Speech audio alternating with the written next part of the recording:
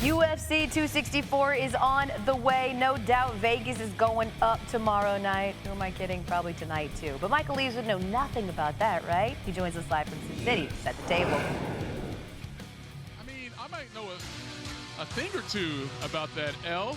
Thanks so much. Welcome to UFC 264 coverage here on SportsCenter. This is the scene inside the T-Mobile Arena right now in Vegas, getting set for the ceremonial weigh-ins in just a few moments when Dustin Poirier and Conor McGregor will see each other one more time. This was the scene from yesterday at the press conference here at T-Mobile, and clearly Conor McGregor, love the suit by the way, trying to get into the mind of Dustin Poirier and then tried to get into his shin right there. Of course, we remember those calf kicks in the last match that gave Dustin Poirier the knockout over Conor McGregor. First time he'd ever been knocked out in his professional career. So glad to have you along with us, along with former UFC middleweight champion Michael Bisping and two-time bantamweight champion Dominick Cruz. And Mike, let me start with you because so much of the intrigue in this fight has been the lead up to it. It was a love fest between these two back in Abu Dhabi 6 months ago. But yesterday, and even before that, Conor McGregor clearly trying to get into the mind of Dustin Poirier like he did the first time they faced. Yes. Well, listen, let's remember the last time they fought, Conor got knocked out, and that's never happened before. Right. So now coming into this one, he's embarrassed. You know, the whole world saw him get put to sleep,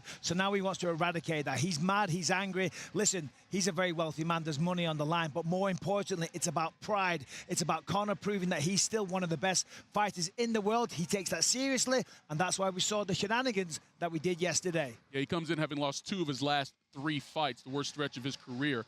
All right, Dom, there's also been a change for this fight in terms of atmosphere. In Abu Dhabi, not that many people in attendance. This will be a sold-out, maybe 15,000 people here for Saturday's main event, and Conor has thrived off that energy, the fans, for a long time. You fought in those huge sold-out arenas as well. What impact do you think that will have Saturday? Well, I mean, I think that Dustin Poirier has a following, don't get me wrong. But if all we can do is look at the history of sports in general. Yeah. What's the home team advantage for? Why is it there? Well, Conor has the ability to create the hometown advantage anywhere he goes. People follow him from everywhere. So you can pretend that it's not a big thing, but if it wasn't, then why in the history of sports is hometown an advantage? Right. And that's the way I'm looking at this.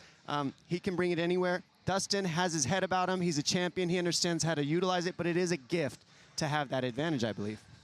And, yeah, he brought it yesterday because it was a home crowd at the press conference yesterday for Conor McGregor. What are you expecting to see a little bit differently from Conor in this fight? Yeah, listen, he's going to come out. He's going to.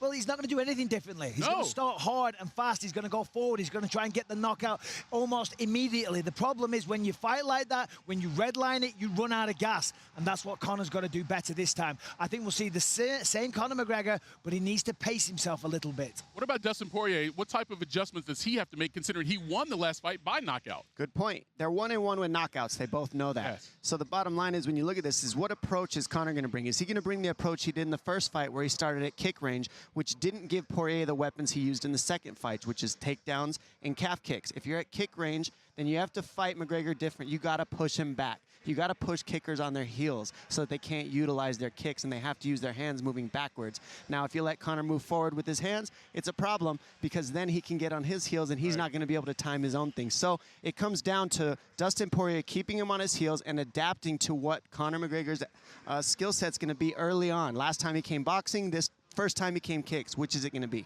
Yeah, so much intrigue about this fight because, you know, a trilogy is pretty much like a Game 7 in team sports. But also, by the way, whoever wins this fight will then fight for the championship against Charles Oliveira in the next fight. So much on the line here Saturday night. We hope you are part of the viewing experience on UFC pay-per-view, ESPN Plus pay-per-view. Make sure you go right now and order, but also follow all the coverage over the next 2 days for everything we have, ESPNplus.com, DC and RC podcast, and also on social media at ESPN MMA. Thanks for watching ESPN on YouTube. For live streaming sports and premium content, subscribe to ESPN Plus.